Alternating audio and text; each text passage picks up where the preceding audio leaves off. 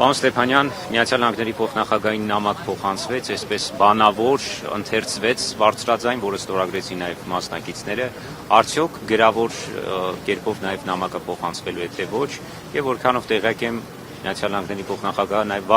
վաղն է լինելու Հայաստանում, ինչ-որ բան մտածում եք այդ ուղղությամբ թե ոչ։ Նամակի մասով, այո,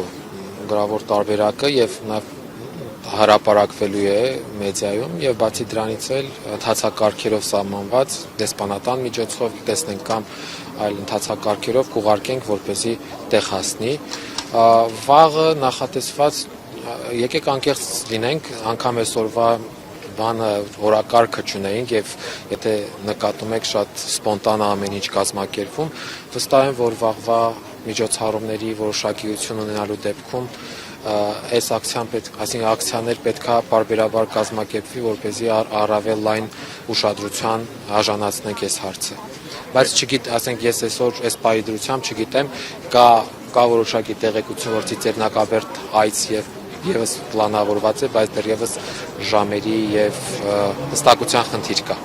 Եվ ինչ եք կարծում, արդյոք Միացյալ Նահանգների իշխանությունների կամքը բավարար է այս հարցը լուծելու համար առանց Հայաստանի Հանրապետության իշխանությունների համաձայնության։ Ես կարծում եմ, որ մեր այս ակցիաների ամենակարևոր նպատակը այն պետքա լինի, որ ցույց տրվի, որ անկախ նրանից թե Հայաստանի իշխանությունները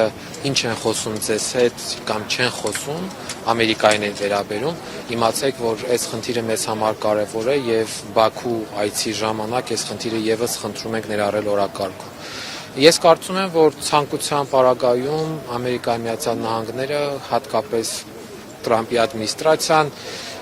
իզորու է այդ հարցը կարգավորել, այսինքն ես կարծում եմ, որ մեծ ուշադրություն դարձնելու պարագայում հնարավոր է վերադարձնել հայ պատաններին իրենց տներ, թե որքանով այդ